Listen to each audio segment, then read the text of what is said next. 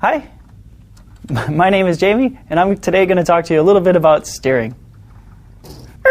Okay, do you recognize this car? That's a good thing. This was in one of our other web tips, and what it does is it teaches you a little bit about steering. Steering is extremely important to cars. It's even more important to you when you're driving with your parents. If they take their hands off the wheel and throw them up in the air, you should too, because that's not a good thing.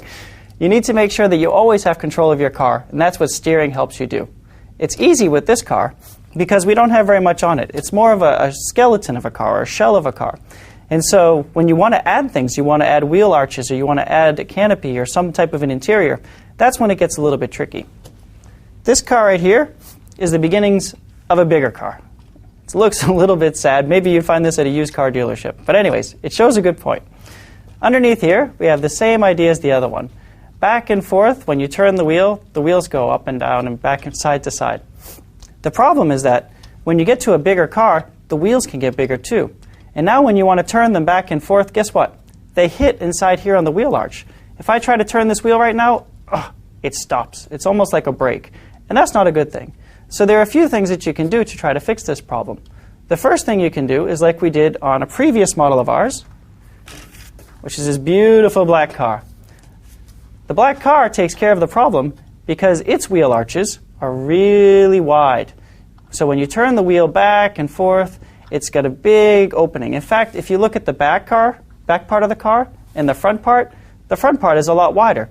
And what that does is it allows a really big tire to move back and forth, and that helps fix the problem. But sometimes you can't do that. If we go back to our yellow car, we want to have it a little bit tighter on here. So one thing that you can do when you turn it over is you can add a stop inside here. A stop is very simple. It's just a small brick, some type of a little element, that then you position right inside here, and now when you turn the wheel, it hits it, and it stops it from going too far. And now your wheel spins perfectly when you want to go into the turns. But maybe that doesn't turn enough. When you see this turning back and forth, it doesn't quite turn enough.